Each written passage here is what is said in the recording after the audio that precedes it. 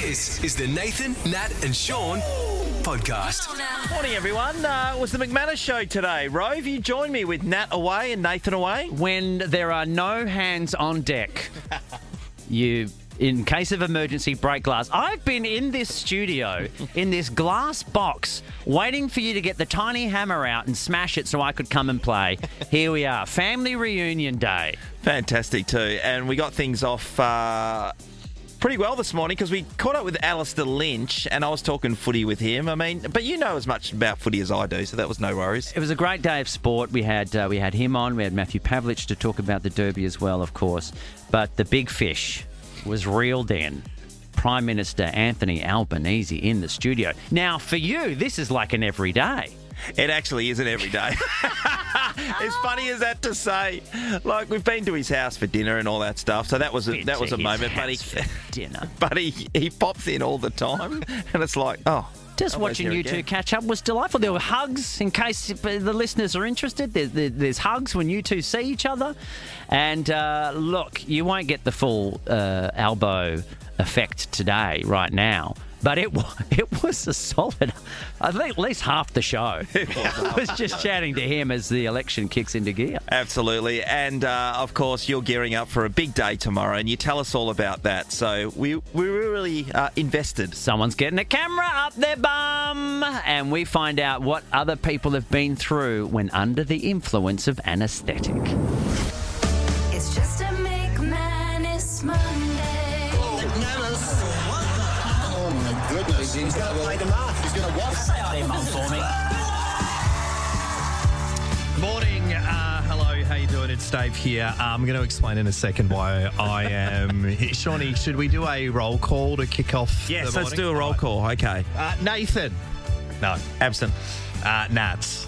Absent. Ross. Absent. Talisa and News. Absent. Sean McManus. Here. Dave the Boss. Here. Yeah. We've got Rove McManus. Present. Thanks, Rove. We're down to the bare bones here at the moment, I appreciate you coming in and helping out. This is like this morning. When you'd get an exchange student in back in the day. Does that still happen? Do they still do exchange students? Yes, I'm going to tell. Okay, have a listen to this. Callie, my sister, rolls into Mum and Dad's one Wednesday night when we're having dinner, and she's bought an exchange student that they decided to take on from Japan. I'm going to correct you and say that she brought one, not bought. It's just I paid for an exchange student. That's a really good idea. So this poor exchange student comes into Mum and Dad. Yeah, that's a nightmare. That should be you can't outlawed straight away. Yeah. Did they not do background checks on our family before they bring in some poor kid? Was the kid from overseas? Yeah, Japan.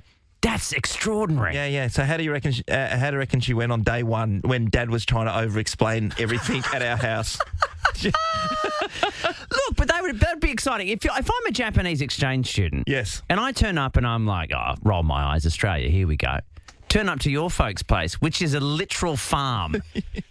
I'll be going, no, Australia's exactly what I thought it would be. Of course, everyone's got llamas in the backyard. Technically, yeah. Of course you've got alpacas. Why would you not have alpacas? Yeah, you got, there's trained sheep, there's horses, like the neighbours have horses. And technically still the suburbs. Yeah. This would be right up their alley. I take it all back. What a joy. Anyway, so it's wonderful to be here. Welcome. I'm here for the full day. Yes. I don't know what's happening. Although I can say, I got a call from you last week. Yep. A lot of stuff going on. You're like, can you come in and help me out? I'm like, I'd love to. Let's do it. You said, it's just, what time can you get in? I'm like, well, what time do you need me? You said, whenever. And I said, well, you said 7? 7's all right? I said, well, what's happening from 6 till 7? You said, I'll just be there by myself. I'm like, mate, no one needs that. Haven't the listeners suffered enough to have you on your own for an hour? I know it's not the first time you'd be like, I'll just handle it by myself in life. But dear God. No, we didn't have a plan. What would have happened? Well, we had to bring in a mixtape, obviously, and just chuck that into the there first we go. half hour. Then Just every some now and then come in and Japanese just do exchange student comes in, just English as a second language, barely, and then and probably still do a better job than you. It'd be great. No question, mate. Well, I'll tell you what it's going to go on this morning. We're going to catch up with Alistair Lynch because we're talking footy to begin with. A bit later on, Matthew Pavlich is going to join us as well. Not only that, I get a text from producer Amy, who is on deck today. Bravo. Yeah. But suddenly, I've just said, oh, yeah, bit of shits and giggles on your Monday. Kick off the working week. Let's do it. Only the Prime Minister himself live in the building. He was not expecting this. We're kind of used to this. So he's here all the time. He's here all the time. It felt like he just pops out of the cupboard every now and then. Are you at the point of, like, are you just on a first-name basis with him? Yeah, we went to the lodge last year and had dinner, and he's already asked us, he goes, once it's all over, we'll get you back over for dinner. Screw you. I've never been. Once it's all over. Very ambitious. Very ambitious. Once we win this one. I've never been to the lodge. How dare you? I've never been to the... It's good night. I've done a sort of a knock and run at the lodge back in the day when Howard was PM. I wouldn't say break in, because that implies that the police would have taken me away.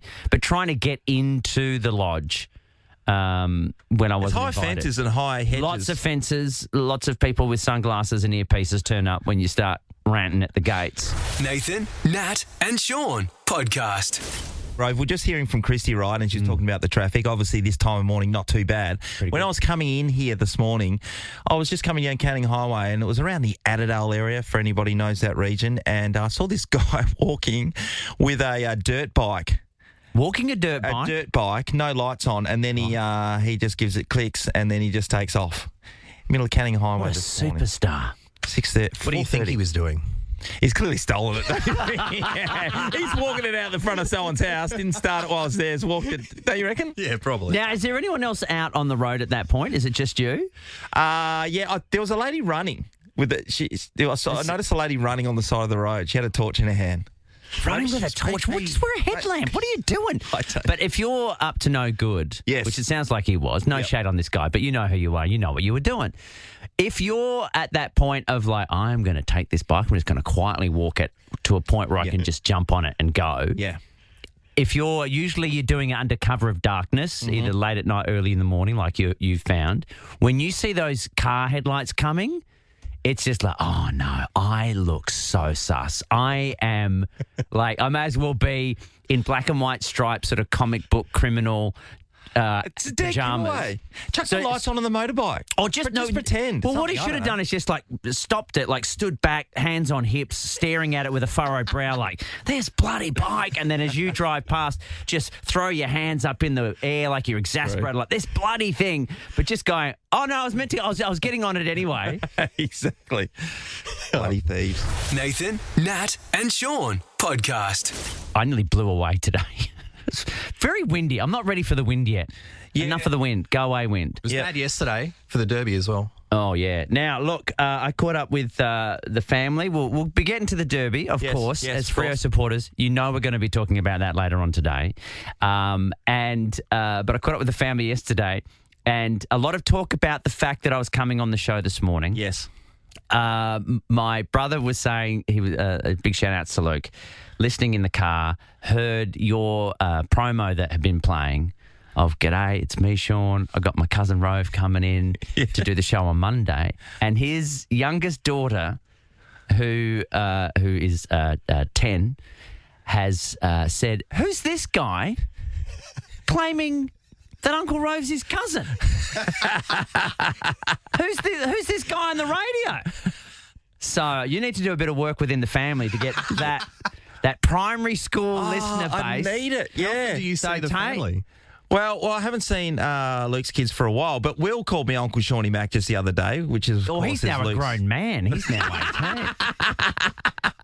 But this is the thing we'd always had. Like, the weirdness of our family, you cannot comprehend just the tentacles that spread out when we had cousins who were called uncle, but they were technically you were calling someone an uncle, even though that uncle was younger than you. Yeah, that was very interesting. It was bizarre, but basically you claiming to be my cousin, instead of just going, my brother should have turned around and gone, because they are cousins. She's just like, who is this guy? The one legitimate person on this show today. Who the hell does he think he is? We get that a lot. So yes, and we should probably be saying happy birthday to Nat today. Yes, I forgot to say right off the top. That's the reason why Nat's away, because our boss Dave never gives her the day off on her birthday, never. And she wore him down. So happy birthday to Nat. She's coming back from Melbourne today, Rove. Is that what she's going to be doing? She went to Melbourne. Went to Melbourne. Yeah. Okay, why not? Sure. Cool. Well, I hope she's had a great time. Happy birthday, Nat. And to anyone who is listening, we are cousins. It is legit. We'll be DNA tested by day's end. This is the Nathan, Nat and Sean podcast. When you're 2 players down, you get off the bench. 1 triple gold Logie winner and you're good to go. That's how it works. Mate, that is unbelievable. 1 Rove McManus equals... That is unbelievable. What 2 otherwise. That is fantastic. Mate, and look, I'm very excited. Look, I'm pleased you get me on the show and then out of nowhere, look who suddenly wants to be part of the program, the Prime Minister coming in after 7. So you want to be here for that. Now, you've got a lot of experience with Prime Ministers in the past. I have spoken to Albo, if I'm allowed to call him that. I know you guys are probably on a first-name basis. But I haven't really had that much experience as I would have liked. Way back in the day, John Howard, when he was Prime Minister, for all the years that he was Prime Minister, would never, ever come near me. Didn't like me, was terrified of what I was going to say or do. We had a massive campaign to get him on the show multiple times. He would never do it. Didn't hurt his career any, so obviously I think he comes out the winner. But it got to a point where we had a big campaign to try to, it was called the Hunt for Howard, to try to get him on the show. Yep. What people don't realise is when politicians are out in campaign mode, you don't know where they're going to be. It's all very secretive for security reasons and what have you. But we had the press pack who would follow the Prime Minister around, would call us in the office going, hey, we're just going to be at this location. We've just been told he'll be there in an hour. Hurry up, turn up. Get down. So we were trying to get him as best we could. But it got to the point where we had a live camera at Kirribilli House, crossed to it live during the show. And I was just saying, look, if you're not going to be on the show, at least let me know that you're watching. And we had a segment called Flick Your Switch where we would have a live camera out and about and we would say, if you're watching the show, just turn your lights on and off so we would know. And I swear it was like black, no one there, but then the top floor window light in the top floor bedroom just goes on, off, on, off. And I lost my tiny mind. I found out after the fact it was his daughter was watching. Oh. And so she has given us this. It's almost like, sending out some sort of distress signal, like, I'm in the house, please come and get me. And then the only other time was K. Rudd, when he was the only Prime Minister we ever had on the show on Rove Live back in the day. Yeah. And similarly, it was like last minute. We had a booked show. We're full. It's a couple of days out, and they said, you can get the Prime Minister on. We always wanted to have a sitting Prime Minister on the show. And we said, yep, we'll find room. He can be on. However, he needs to know that this show is already booked. And one of the guests that is booked is Sacha Baron Cohen as his alter ego, Bruno, the homosexual fashionista. I love Bruno. And they went, okay. So I had Sacha in character in one room, the Prime Minister in the other room, and I'm not joking. I sat down with both of them beforehand just individually to say hi, thanks for being on the show. Both of them said the same thing when I walked in, which is, what am I in for? So Sacha was saying, if I do something with the Prime Minister, what's going to happen? And I said, look, I can't tell you to not do it. If you're going to do it, you do it. But all you need to know is there are people who are paid to protect this guy. You may get tasered in the nuts. I don't know. Does that help you promote your movie? You might be very happy. And same thing, I sat down with Rudd. He was very polite. And then at the end of the conversation, he said, before you go, what am I in for? Should I be worried? I said, I think you'll be fine. I don't know. Just roll with the punches. And the three of us got a photo backstage, and it was front page of the newspaper the next day. I've got it hung up on my wall. And it was a very tense moment that entire night. Because I thought Sasha's going to do something. I think everybody had money on it. He apparently was talking to his minders. Yep. This is the moment Sasha and I became friends because afterwards he said, I can't imagine anyone else saying to me, like a host of a TV show going, if you want to do it, but I did not tell you to do it. And I think Rudd and I were both very distracted because I kept looking past him. I could see neither of us had direct eye line because we're both looking over each other's shoulders going, he's coming out. The bastard's going to come out in his gold pants and because also earlier in this show, Bruno had given me a makeover and I ended up in a knitted nude suit with a woolen penis hanging off the front. Of course. So, of course, then, cut to 10 minutes later, please welcome the Prime Minister of Australia. This was not going to be an orderly show. But everyone made it out okay. So who knows what could happen today when the Prime Minister sets foot in this very studio. This is the Nathan, Nat and Sean podcast. We're joined in the studio by Prime Minister Anthony Albanese. Well, we're one short, so we needed Elbow to come off the bench, and he's done that perfectly. It's good to be here for the McManus morning show. There we go. We could do, all three of us could do this on a regular basis. We could. How would that work? Well, I'm here pretty regularly. It seems so. This is visit number 30 This is to the incredible. West. I said I'd come 10 times a year, and I'm ahead of my KPI. Well, you are, Elbow. You actually asked me where's a good coffee place, and you would know more than me about the coffees around here because you're here more often, walking around the streets. Oh, it's pretty good. Subiaco is a pretty good place to have the studio. Very wise decision whoever made that. Yeah, that's good. That's good. How does it feel now? We're finally up and running. It felt like it was being teased for so long. Did you have an actual date in your head of when you wanted this to finally happen? But there was a lot of other stuff that got in the way. State election here. There's obviously flooding in Queensland.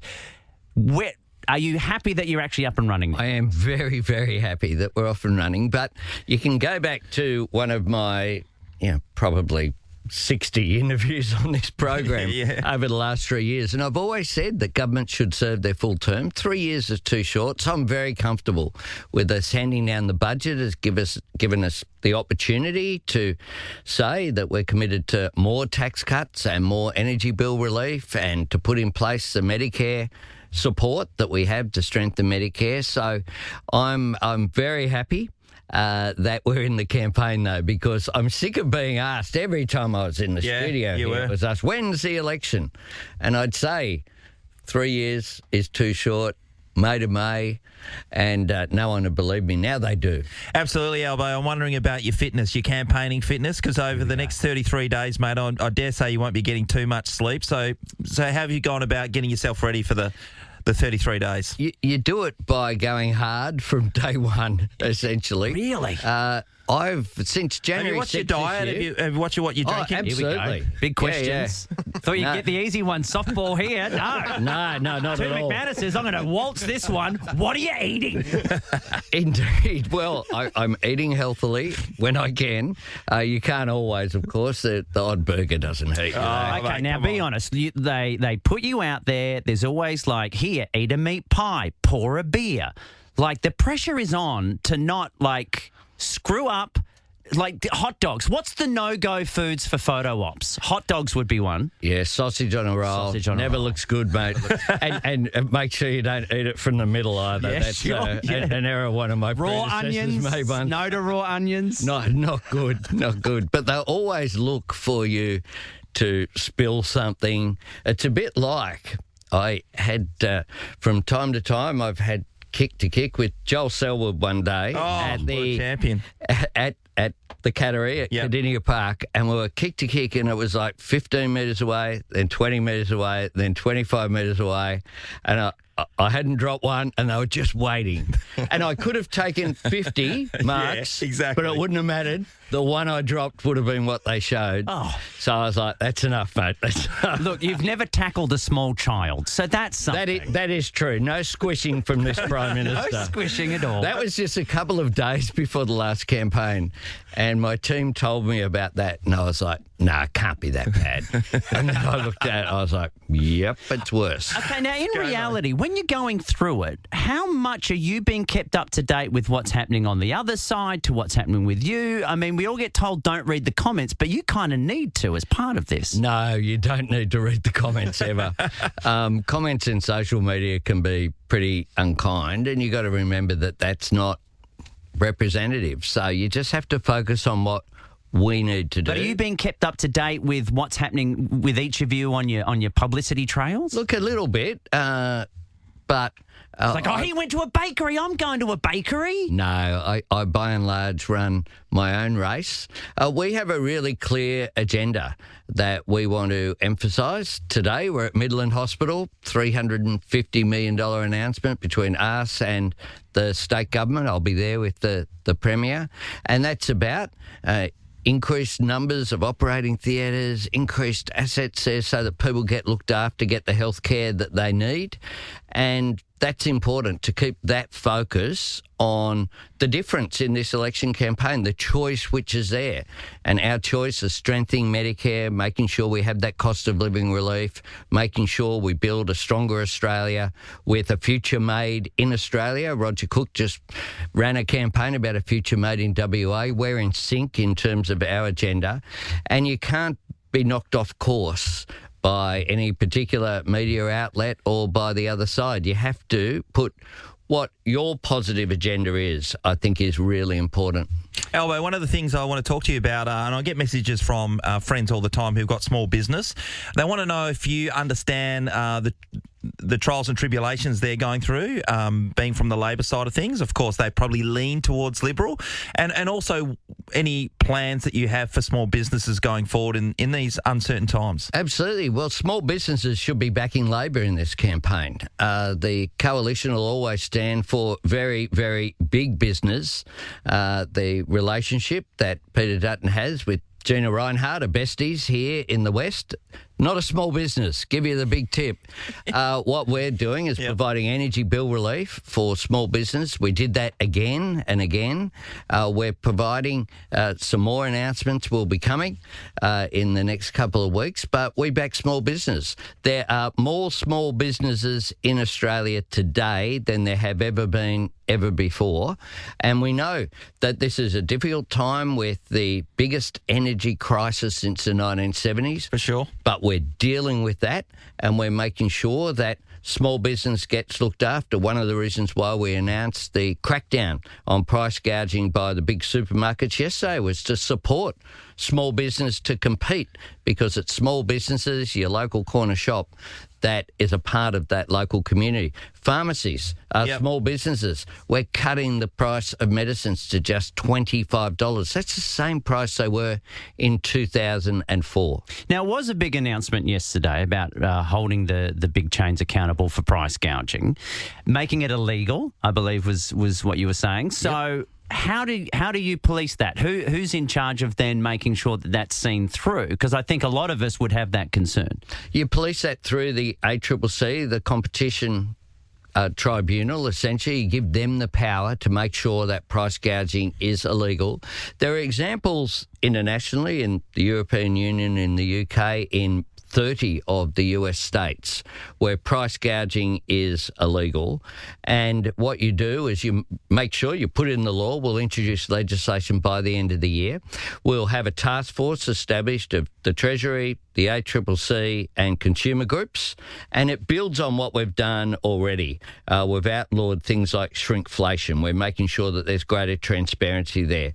We've made sure there's greater accountability as well to stop your local supermarket putting prices up by $1, decreasing it by 50 cents and pretending it's a special.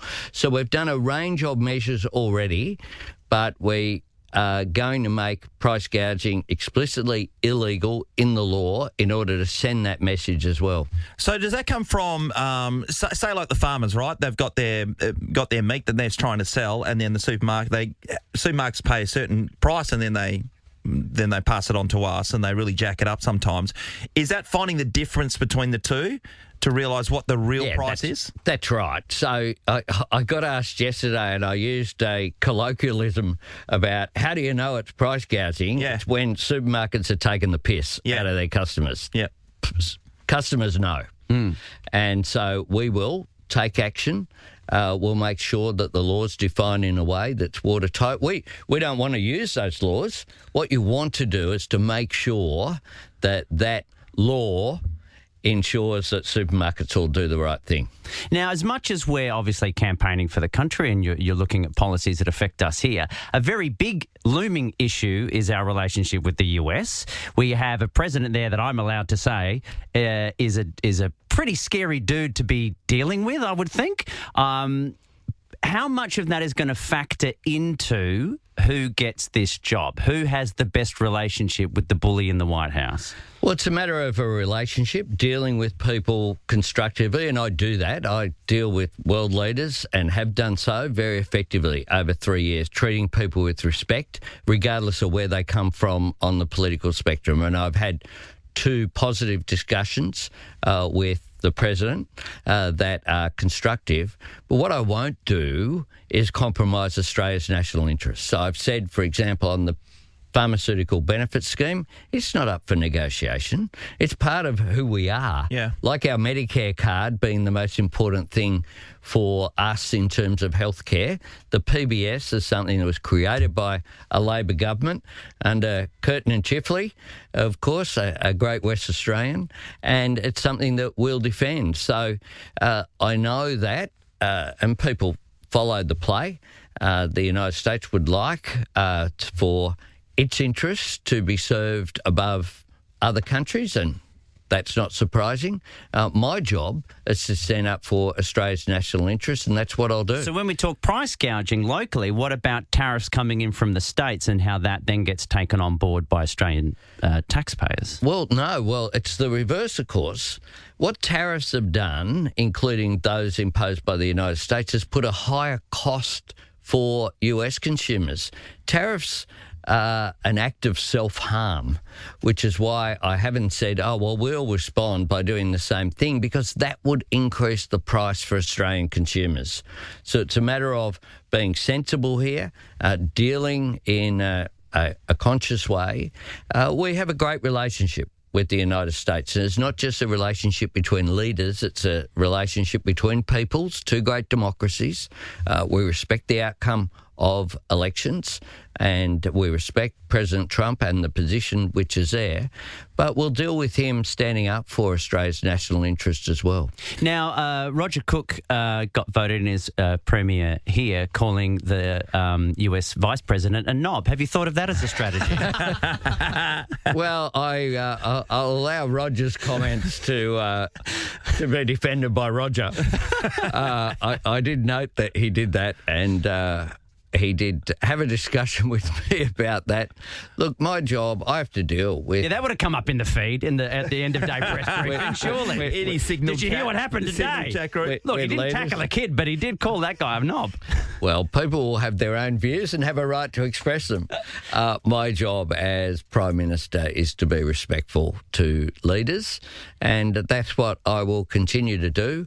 And we've been very effective. When I came to this job, our relationship with France was diabolical. Yes, sure. Our relationship with the United States was bad too, because they got told that France had no problems with the deal. Yeah. The relationship with the Pacific and ASEAN was diabolical. Like, you need the credibility to open the door to international relationships in our region is taking climate change seriously. Scott Morrison didn't. There was major pushback from countries in the region. We've repaired all of that. Our relationship with Indonesia has never been better. Our relationship with PNG. Here in the West, we have repaired the relationship so that all those exports are going back into China. I've been to Geraldton, talking to the crayfish are back. Yeah. But more than they were before. There's been extraordinary resumption of trade there. Wine, grains, of course, iron ore, all of that making a difference, because it's about Australian jobs. 1 in 4 of our jobs is dependent upon exports. Almost 1 in 4 of those exports goes to one country. We need to diversify that. The relationship with India is so important, and that's why the West can't be an add-on, something that's an afterthought.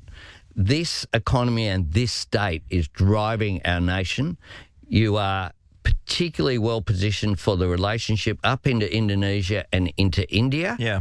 And that's why the visits here aren't just token, they're about making sure that we back this state, and I back WA. Albo, you just mentioned earlier on, but one of the things the opposition has talked about is the increase in public servants and the cost to the government, the cost to every person out there. So plus 30,000 people since you've been in office. Thank you for raising that. Okay, give us a rundown of why that's a good thing and it's not costing us. I'll give you one example of cost. Veterans Affairs. When we came to office, there were 42,000 men and women who had served us in uniform who were entitled to payments and support that weren't getting them. That was the queue. Many of them, there were people who passed away waiting to get the entitlements that they deserved, that they'd earned serving our country. The additional payments that we had to make in Veterans Affairs, the backlog, was $13 billion. Whoa. $13 billion was owed to these people. That queue is gone. The National Emergency Management Agency that looked after people up in Fitzroy Crossing when you had that incredible disaster and flooding and impact there as well. That agency didn't exist. We now have emergency generators. We have a national stockpile of sandbags that is helping people in Queensland.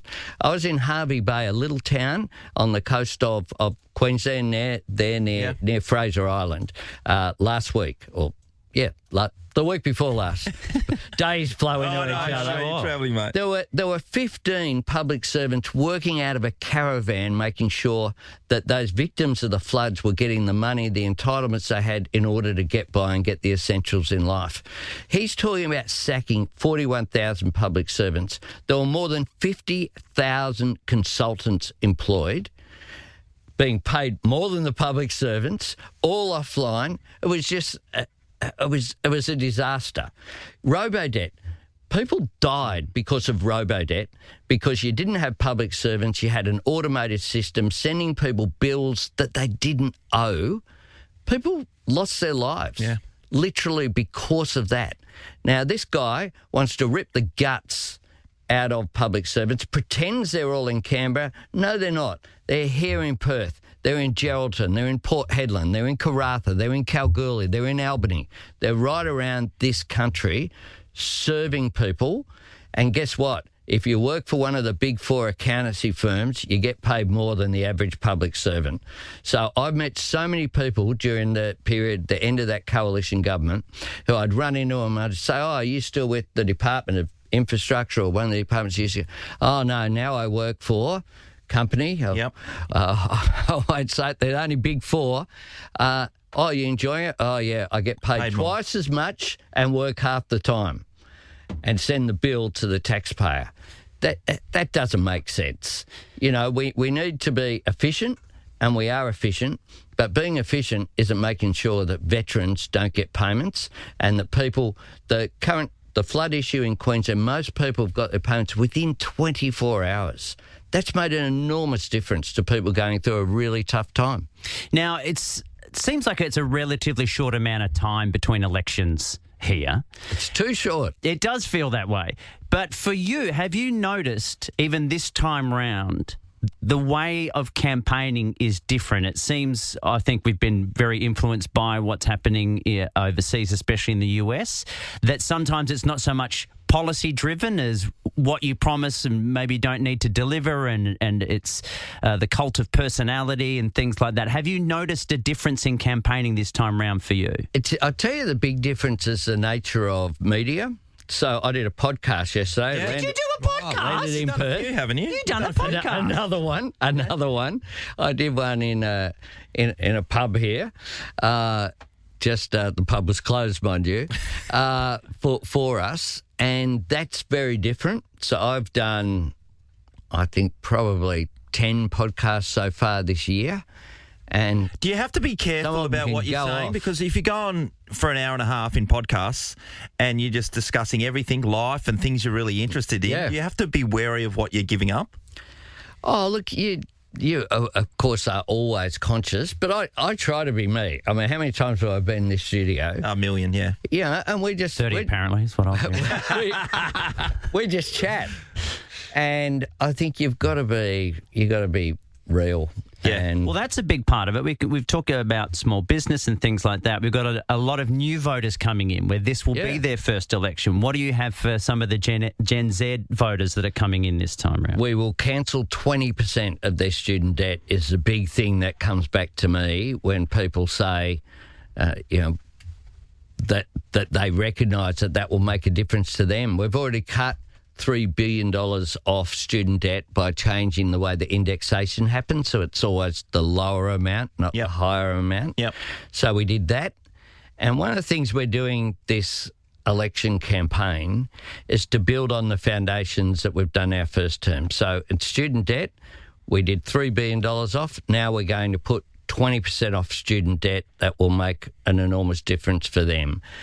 We had energy bill relief. We're going to have more energy bill relief. We had tax cuts for every taxpayer, not just some, 14 million of them. So we're going to have more tax cuts for every taxpayer, not just some. In Medicare, we had the tripling of the bulk billing incentive for concession card holders. That's 11 million people, pensioners, etc. That led to bulk billing rates go to 90%. And we're going to extend that to all 27 million Australians. That will lift bulk billing rates up to 90% over a period of time as well. Our urgent care clinics, we've got 8 here in WA that are open. We're going to open another 6. So we're building on the foundations that we have laid. We don't want that to be disrupted, and it's all at risk at this election is part of our message. We don't need to do what my opponent is saying overtly. He wants to go back, is his slogan. Well, we don't need to go back to the chaos of, I'm not even going to raise kids being squished on soccer fields, but the multiple ministries. When Scott Morrison was living with Josh Frydenberg, was also the treasurer, had sworn himself in, and no one knew about it. It was chaos and dysfunctional, the former government. The sort of chaos with Veterans Affairs, people waiting for their payments. The climate policy was all over the shop. They had 23 energy policies and didn't nail one. We need to keep going forward in a constructive way, and that's what I'm determined to do. Now, on that, let's talk about the reality of a win and what it would take to get a majority government, and polls be what they might be. It's going to be tough for either side to win it outright without a little bit of help from independents here and there. What do you think that says about where voters sit at the moment with the two-party system? Well, there's no doubt that... And what can you say to them? Well, we live in a more fragmented society. I mean, I came out of the womb with 3 great faiths. All right. The Labor Party, the Catholic Church, and South Sydney Rugby League Football Club. That order. That is the way that it is. And for different generations, that was, it's a different world now. Trade union membership was up above 50%. It's certainly not now. You had teams, and it was much more class-based. It's a different society now. We have to recognise that, and that's reflected in the more diverse and fragmented political system that there is as well. But I'm certainly aiming for a majority government. We have 78 seats. Before the last election, people said we couldn't form a majority. I am confident that we can. Here in the West, the people that we elected, the 4 seats that we won, are all amazing. And there's new candidates. I'll be with Trish Cook this morning at Bullwinkle. She's a ripper. Nothing says WA like a nurse who used to work on an offshore oil rig. Absolutely. Nothing says WA like that. And, we've got Zanita Mascarenas just over the river, the member for Swan. She is a former engineer who worked in Kalgoorlie and lived in Kalgoorlie. She's been amazing. Tracy Roberts, the former mayor, and there in the north. She's incredible. She's represented her local community for a couple of decades. She's much loved there. And Sam Lim. I mean, Sam Lim speaks 10 languages, or 11 if you count dolphin. A former dolphin trainer. A former dolphin trainer. I'm like, everyone real. says they're a dolphin trainer, It is particularly real. if they're How do you single. speak dolphin? Have you heard him speak dolphin? I have, but he only does it in private. Yeah, sure. And only, late at night. He just sometimes just segues seamlessly into dolphin and then you see him talk. swim in a pool where he just sort of shimmies backwards. It's incredible with a beach ball on his nose. He's a former WA Police Officer of the Year. He's just an extraordinary advocate for his local community. They're the 4 new members, and we're blessed. Sometimes people win a seat that they're not expected to win, and they're okay. But they are all outstanding. Tanya Lawrence, who I'll be with today again in Midland, she's just a cracker, such a strong advocate for that area up in the hills. And so I'm really confident that we can not only hold those seats, but hopefully Trish Cook to join them. And who knows, there's other opportunities around as well. No one thought Roger Cook would win by such a large amount. I did, because I know Roger. I've known him since we're showing both our age here. I've known him for 40 years. And he is such a great, determined advocate for this state, and I want to keep working with him. Now, we do have to let you go. You've got probably a ton of podcasts to do. Before we do, obviously... I thought this... if we keep going... It feels like we could turn this into a podcast. I've got a sports segment coming up, and I know that would be right up your alley. I haven't... Well, last time I was in here... No. I just joined in. Well, Pav's coming up after 8 o'clock, heaps of great memories too eventually as well. Oh, you had Jeremy McGovern in. This is just reminiscing hour? What's happening? I took over the AFL segment. Oh, my gosh. Sydney Cider. Mate, the Hawks are up and tied. Never happened on the project. So, let's say May 3rd goes the way you want, and you're back in the big chair at Kirribilli. At the Lodge. At the Lodge. At the Lodge. Sorry, I make this sorry. point. My opponent this morning, in an act that I thought showed a fair bit of hubris, has declared that he will live in Kirribilli, not the Lodge. The Prime Minister's residence is, of course, the Lodge. He knows. Not Kirribilli. But let's say it all goes your way. So May 4th, how are you celebrating when you take into account that May 4th is Star Wars Day? Well, May the 4th be with you. Obviously, how are you going to celebrate, and it will not involve a lightsaber? You know what I was so disappointed by was that May the 4th wasn't a Saturday. I know, right? That would have been... Of course. I would have declared that was election day 3 years in advance. How good would that have been? I reckon May the 4th, I will go and...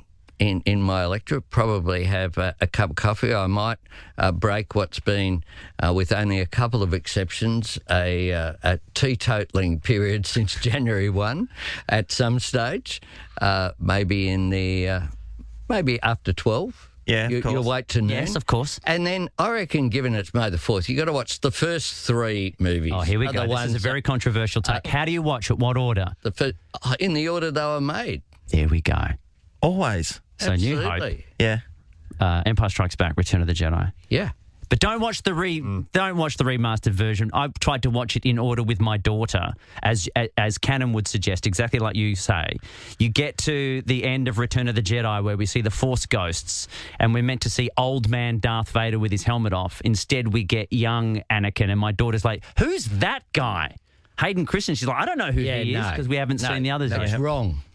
Fix that. When you're Prime Minister wrong. again, fix the whole regard. Well, the difference... The big issues.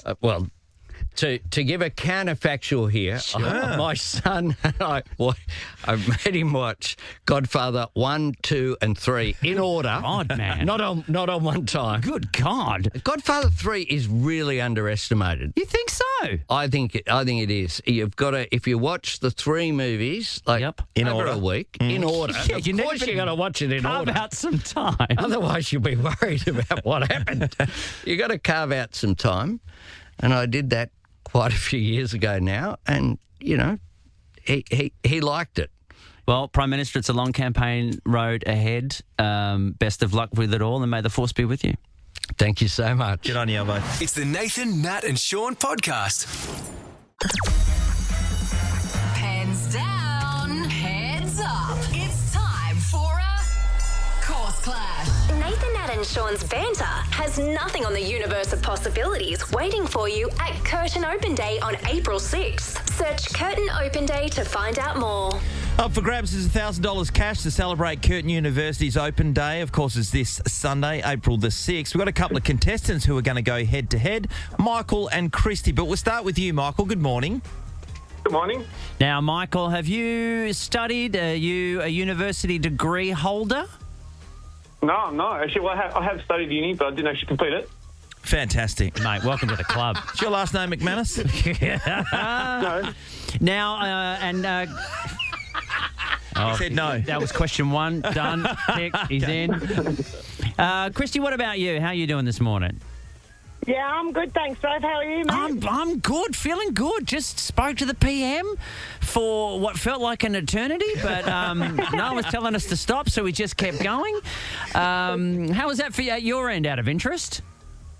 Yeah. Look, thrilling. Thrilling. All this, we got all She sold that. We got all the Star Wars stuff in there.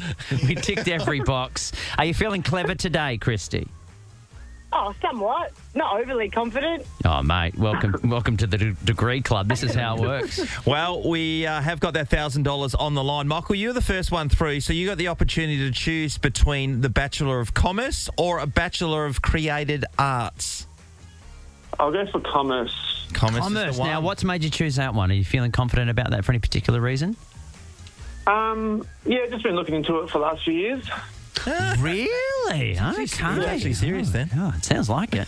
Just, again, surname not McManus? Are we sure that we're just confirming that? Okay. All right, Michael, here we go. What company's slogan is "Just Do It"? Nike. Ding. I'll do it. David. I'm sorry. Are you all right? mate. I'm trying Were you thinking about Star Wars? You right?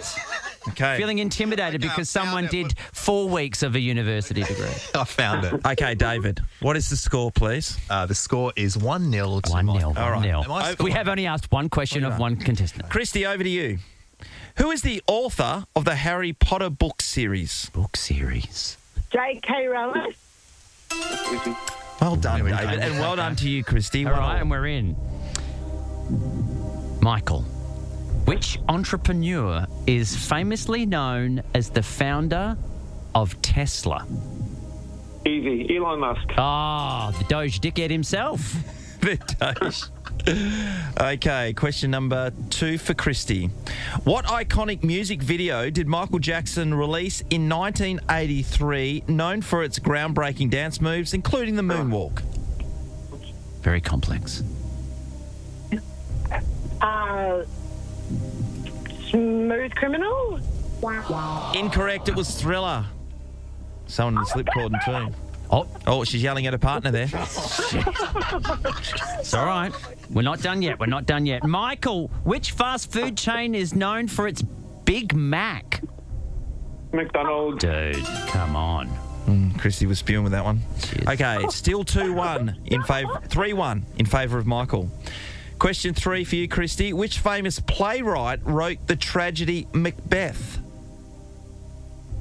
Oh, my God. How do I not know this? Hamlet? No. Shakespeare would have been your next guest, I'd imagine. No. That's like saying Harry Potter was written by Darth Vader. I think that's fine. Okay. Look, this could seal the deal for you, Michael. Here we go. What is the name of the online payment system owned by eBay? PayPal. Is correct. Woohoo. That victory. Hey, Michael. Absolutely dominated. $1,000 thanks to Curtin University. Thank you. That's awesome. Look, if you missed out on this, we'll be playing again tomorrow. Course Clash. But $1,000 to you, Michael. Well done, mate. Congratulations. Thank you. Awesome. Just felt he was up from day one, didn't you? He just had it. He just felt confident. Who would have thought? I would have thought a bit more of the creative arts, pop culture stuff for Christy, but geez, if you don't know, you don't know. Or if you do know, but then say I know, but then say a different answer, then I guess technically you don't know. 100%. This is the Nathan, Nat and Sean podcast. Now, I need this right now. Okay. You don't know how much I need this right now. This is one of those things that when I said yes to this, I hadn't thought about what else I might have on my calendar. I just went, I'm free. That sounds good. Not realising that in a few short hours' time, I will start officially prepping for a colonoscopy tomorrow. Now, if you've never done this, which you have not. No, I haven't. This is one of the lasting gifts of our fathers panicking at 25 that we might lose our hair. Then closely followed by when you hit your 50s, you're going to need to get your bum checked. It's an important thing to do. Let's put that out there. However, if you've never done it before, which you have not. No, I have not. So there's a fasting process. That's where I'm at the moment. You can really only just have liquids. I had to have not much solids yesterday. You get to liquids. As of 2 o'clock this afternoon, yes, the laxative starts. This is where you pour powder. You've got to do that to yourself. Yeah. So it's not just nothing in the system. Yeah. It's like we're going to flush the pipes. Clean the pipes. To the point where you are going to the toilet and someone might walk past going, are you running a bath in there? What's happening? It's not joking. It is like... Yeah. I've only done this once before. I was almost in tears going, I have nothing left to give. This is awful. How it feels, David. It is like... It is catastrophic is the only way to put it. To the point where I have mentioned it to my family. I went and bought a high-end Quilton sort of quality 4-ply toilet paper 24-pack to treat myself nice yesterday. So I'm all set, ready to go because it's like... There's not even like a knock on the door, you might need to go find a toilet. It is like police with a battering ram. You better get there in the next 10 seconds or there's going to be, you better put a tarpaulin down. It's happening. So that's what's happening. So I'm going to be hitting that this afternoon. I had a brief moment of like, oh, my God, is that where I'm going to be at this morning? I'm not. But as of this afternoon and tonight, it is all hands on deck. Bring a mop. It is. But I've been describing it to my family, and my daughter Ruby is like, "How bad is it? Like, how bad is it?" And I said, "It's like the kind of bad you cannot imagine." To the point where she's gone, like, can I listen? She's like, is it really as bad as you said? I'm like, yeah. She goes, can I watch? I said, you can't watch. But she said, like, when you go to the toilet, can I listen outside the door? Like, mate, whatever tickles your fancy, I suppose. But all this leads to... When you go in, obviously, because they're going to shove a camera up there and we're going to have a good look around, they need it to be absolutely clean. Now, what you don't realise is they also obviously have to knock you out. You don't want to be doing this while you're alert in any way, shape, or form. Does a guy come in and just lay a couple of elbows into your head? I would, yeah. The Rock comes in and hits you with a steel chair would be fantastic. I'd live the dream. But you got to do the countdown. If anyone's ever been for any operation where they knock you out, you got to do the countdown. Now, last time I did this, they said, we're going to you got to count down from 10. You should be out by the time you get to 6. I was at 9 and I could feel I'm about to be lights out. I went 10, 9, and then the last thing I remember is saying, you're a generous poor. and then I was like, I was out to it. And then woke up thinking, what else did I say? What else could I have possibly said? Because I know a lot of people who, even when you come out of the anaesthetic, you're still really groggy. I know someone who just had a major operation on their foot, who then got very flirty with her partner, and he was trying to get her to be quiet. She's in an open ward wanting to flash her partner because she's still a bit groggy on painkillers. And it's like, come on, let's get sexy. And she's saying some really inappropriate stuff to her husband, who any other time would be going, "This is fantastic." But the old lady in the next bed did not think of it. Now, Dave, this kind of hit you straight away when Rove started telling us about this. And my mum, this is a few years ago, when she came out of it, she was just commenting on the nurses' weights, as in and she was calling them large, essentially. Yes. And I was mortified. I'm sitting there trying to in her professional medical opinion. But that's it. You don't think about when you're going under. And you certainly don't think about when you're still a bit groggy. But I think probably a lot of people have had a similar thing of when you're under the anaesthetic, what you say and what you do is out of your hands. We're about to hear from Bonnie. Bonnie, has this happened to you? Not to me, but to my hubbies. Righto. Unleash. Right. What happened? Unleash. Living in a mining town in Kalgoorlie, my husband got appendicitis.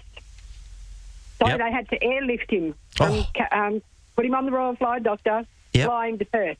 In the meantime, they dragged him because he was in absolute agony. Right. And he'd worked a 12-hour shift, so he was non-compass.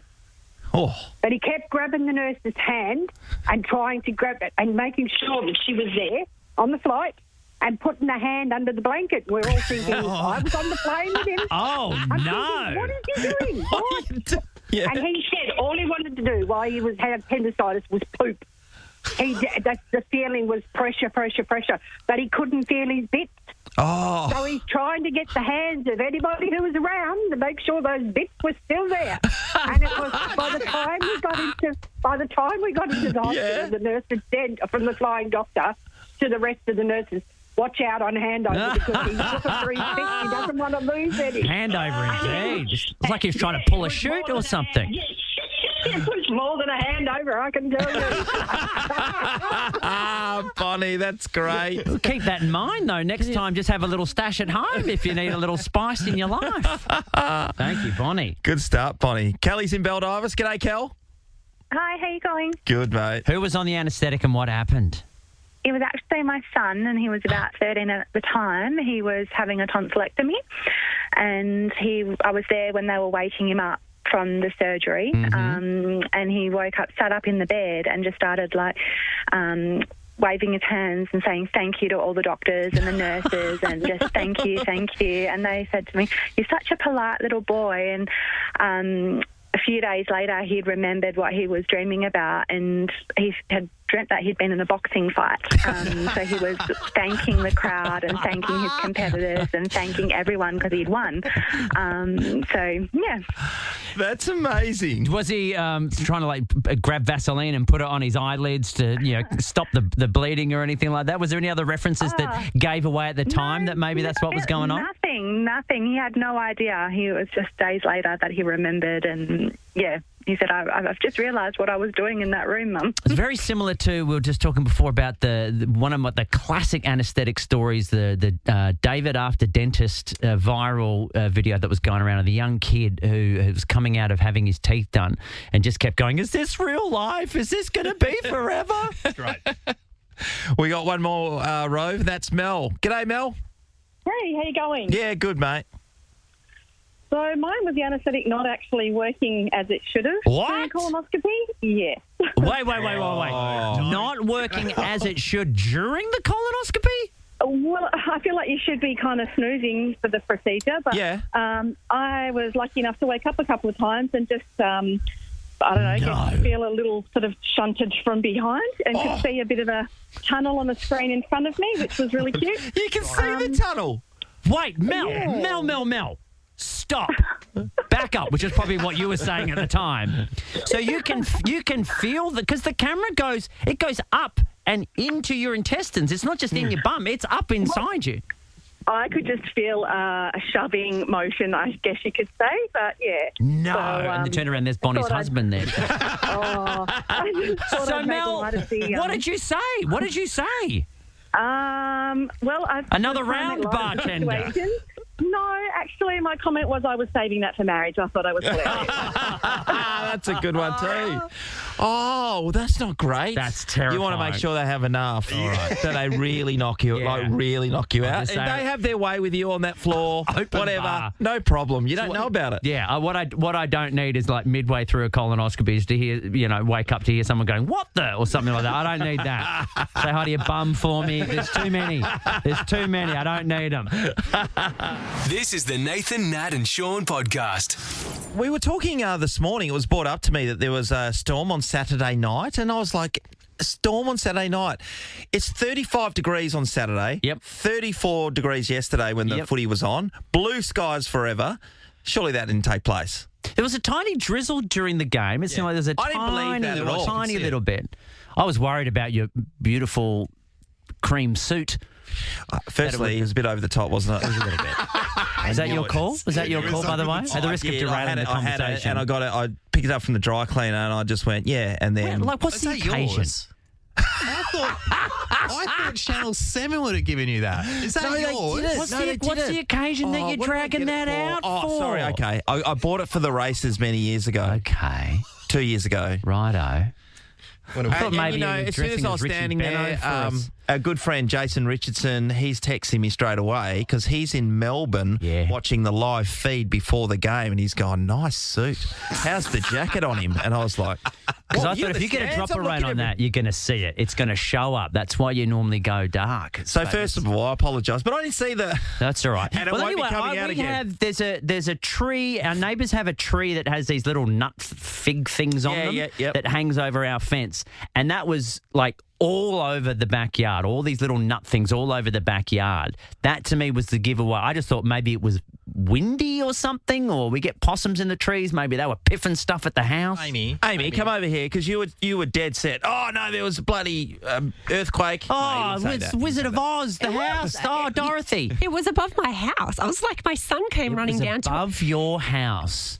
Rove, I kid you not. You'd see the lightning, and then I'm like, oh no, here we go. And then lightning, and then thunder. Like it went on for over an hour on Saturday night. I literally thought our house was going to fall apart. You're making this up, mate. You should have rang for the topic we just did when the anaesthetic. Are you all right?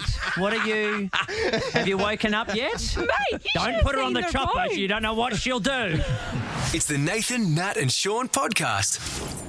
It's just a McManus Monday. McManus. Oh my goodness. He's going to play the mark. He's going to what? Say hi to your mum for me. Well, what a morning. What a morning. Oh, how did we get through that one? Where did the time go? Did you go on you know where to the Prime Minister, pretty much. What's happened there? I don't know, but you love Manic Monday, don't you? No, that was Trusso in the other studio. I'll blame for that. Apologies. I was wondering how the morning would go. I was telling you earlier on that I didn't sleep well. I had an allergic reaction, so I couldn't stop scratching, and that was my arm, let alone anywhere else. So when I came in here this morning, I was like, oh, we're in for a long one. But because the PM came in, he gobbled up all the time. Well, I think I felt like we were just, you two were just catching up, and I was just getting in the way. We had Alistair Lynch on.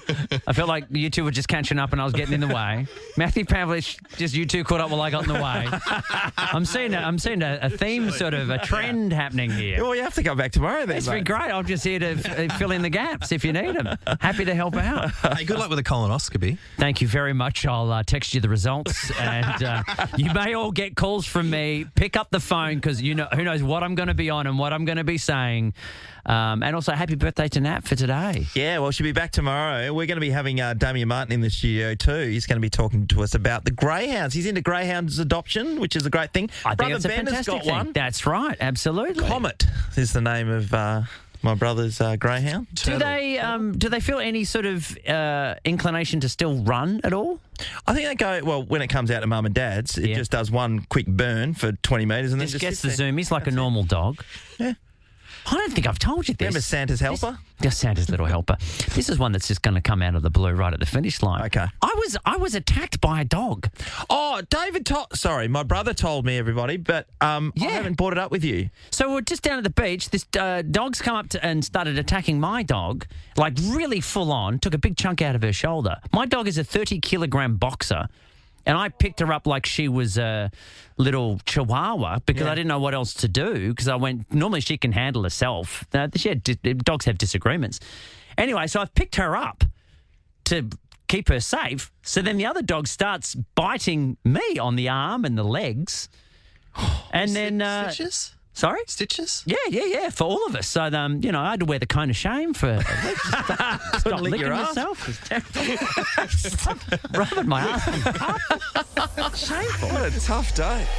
Nathan, Nat and Sean is a Nova podcast. For more great comedy shows like this, head to novapodcasts.com.au. Nova.